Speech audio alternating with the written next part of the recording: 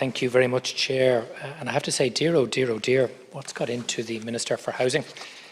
Not only was his short intervention ill-tempered, but he didn't even have the courtesy to remain and listen to opposition spokespeople. Not only is he not willing to debate us in the airwaves, it appears that he's not even willing to sit and listen to what we have to say in the chamber, but people can make their own minds up about that. What I would have liked the Minister to hear is the following. There is a dishonesty at the very heart of yesterday's budget announcements with respect to housing. A deep, deep dishonesty that was repeated in the Minister's contribution here today.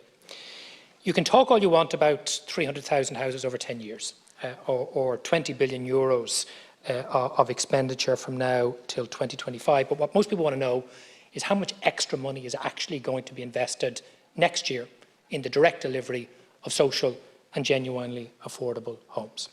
And the answer to that question is not what the Minister said, but it is 309 million euros.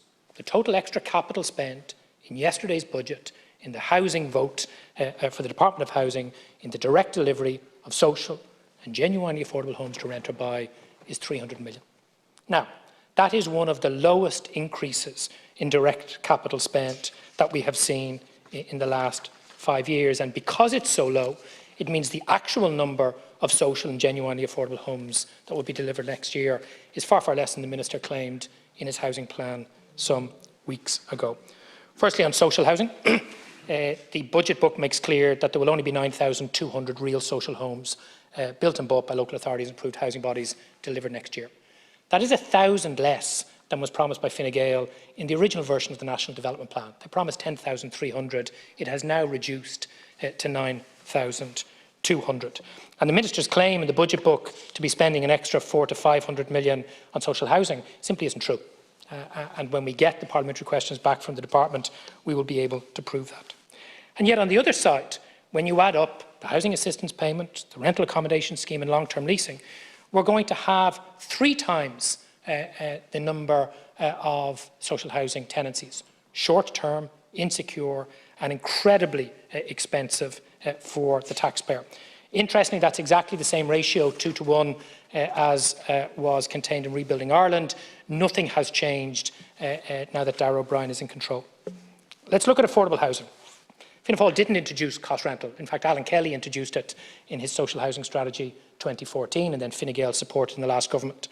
And as with both of those ministers, this minister is not matching his promises with his funding commitments. In fact, the amount of money being spent directly by government next year in affordable cost rental and affordable purchase through approved housing bodies and local authorities is an embarrassingly low 130 million.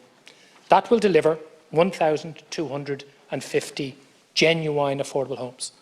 We have the deepest affordable housing crisis in the history of the modern state, and all the Minister can come up with is 1,250 homes.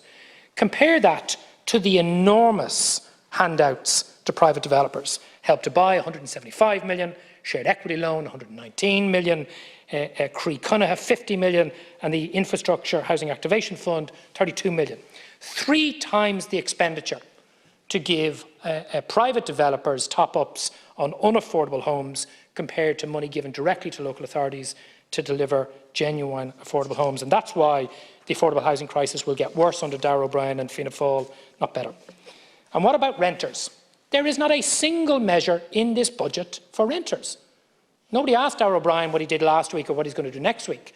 What people want to know is what is in this budget for renters today. 0. In fact, the only mention of the private rental sector is the extension of a tax relief for landlords, and that is why renters are so angry.